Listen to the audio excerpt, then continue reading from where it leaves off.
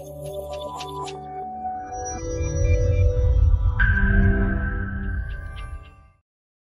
అండి, నేను మీ doctor Ravi Kumar, cell health clinic Hyderabad నుంచి. ఈరోజు మీకు ఆటో ఇమ్యూన్ డిసీజ్ గురించి మీకు అర్థమయ్యే విధంగా చెప్తానికి ప్రయత్నం చేస్తాను. అంటే సైన్స్ చెప్తానికి ప్రయత్నం చేయట్లేదు, వస్తే కదా చెప్తానికి అనేవాళ్ళు కూడా ఉండొచ్చు. వాళ్ళ గురించి మనకు అనవసరం. నాకు చాలా తెలుసు అని మీకు అర్థమవుతుంది, కానీ మీకేమీ అర్థం కాని పరిస్థితుల్లో చెప్పేవాళ్ళు కూడా ఉంటారు. అట్లా కాకుండా సరళమైన విధంగా అందరికీ అర్థమయ్యేలాగా చేయటానికి నేను ఎప్పుడు ప్రయత్నిస్తూ ఉంటాను. ఇవాళ ఆటో ఇమ్యూన్ డిసీజ్ ఎక్కువ వింటుంటాం కదా, లైఫ్ స్టైల్ డిజార్డర్ అని, ఆటో ఇమ్యూన్ డిసీజ్ అని, క్రానిక్ డిజార్డర్స్ అని. దాంట్లో ఆటో ఇమ్యూన్ డిసీజ్ అంటే ఏంటి? రోగ నిరోధక వ్యవస్థ తన సొంత కణాలనే శత్రువులుగా భావించి వాటిపై దాడి చేయటం వలన వచ్చే వ్యాధులు. సాధారణంగా రోగనిరోధక వ్యవస్థ బ్యాక్టీరియాని, వైరస్ని, ఫంగస్ని అటాక్ చేయకుండా వాటి నుంచి రక్షించే ఒక రక్షణ కవచంగా వ్యవహరిస్తుంది. కానీ ఆటో ఇమ్యూన్ డిసీజులో అది తన సొంత కణాలనే శత్రువులుగా భావించి వాటి మీద దాడి చేస్తాయి. ఆటో ఇమ్యూన్ డిసీజ్ ఇమ్యూనిటీలో ఉన్నప్పుడు జనరల్గా కణాలు ఇమ్యూనిటీని యాక్టివేట్ చేసే కణాలు ఉంటాయి, ఇమ్యూనిటీని సప్రెస్ చేసే కణాలు కూడా ఉంటాయి.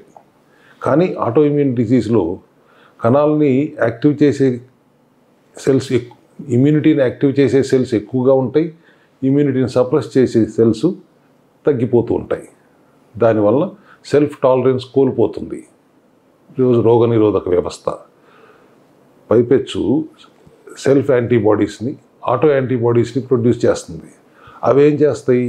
ఆరోగ్యకరమైన కణాలని, అవయవాలని దెబ్బతీసి వాటి పనితీరులో లోపం కలిగేలా చేస్తాయి. యాంటీబాడీస్ అంటే ఏంటంటారా? విదేశీ వ్యవస్థ అనుకోండి, శత్రువులాగా భావిస్తుంది. ఎక్కువగా రీసెర్చ్లో తేలింది ఏంటంటే 80% ఆడవాళ్ళకే ఇది వస్తుందని రీసెర్చర్స్ చెప్తారు.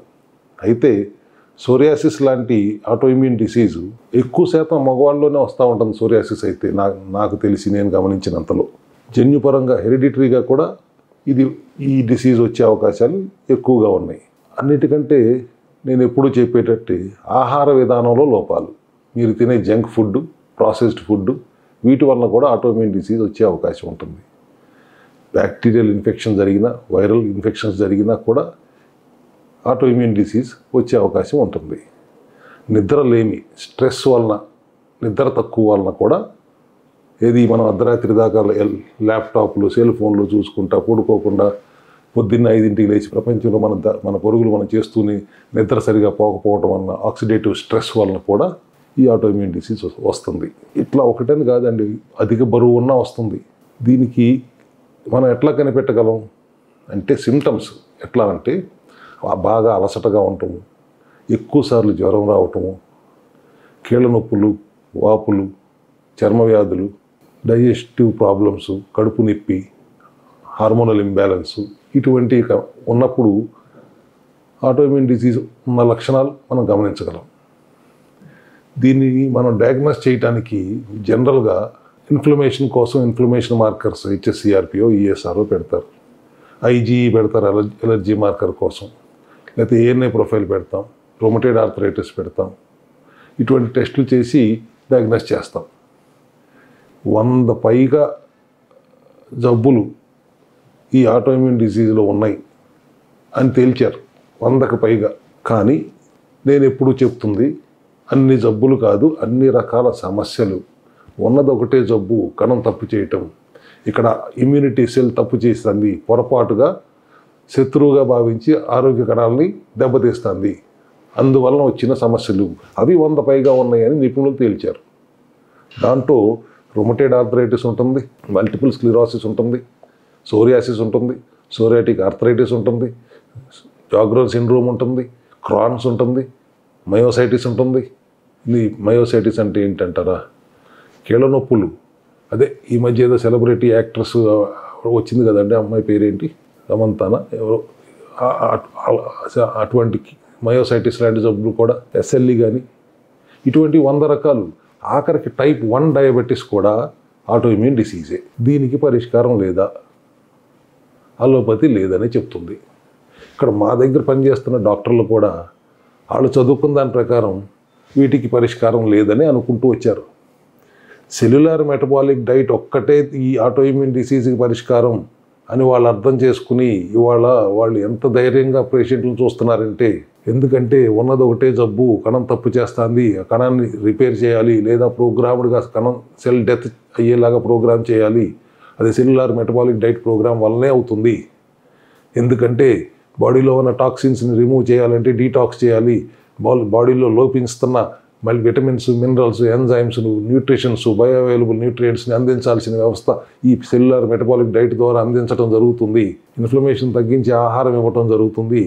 సప్లిమెంటరీ సపోర్ట్ ఉంటుంది. ఇన్ఫ్లమేషన్ తగ్గించడానికి కావాల్సిన బయో అవైలబుల్ నానో సిల్వర్ కానీ, నానో గోల్డ్ కానీ, నానో కుర్కుమిన్ కానీ, ఫైటోజోమల్ లైపోజోమల్ నానో టెక్నాలజీతో కూడిన సప్లిమెంటరీ సపోర్ట్తో ఇవాళ ఆవిష్కరించబడిన సెల్ హెల్త్ ఆక్వా వాటర్ 2 లీటర్లో 3 లీటర్లు తాగితే చాలు, 3 కూడా అక్కర్లేదు, 2 లీటర్లు తాగితే చాలు, 6 లీటర్లు తాగినంత సమానమైన హైడ్రేషన్ వస్తుంది.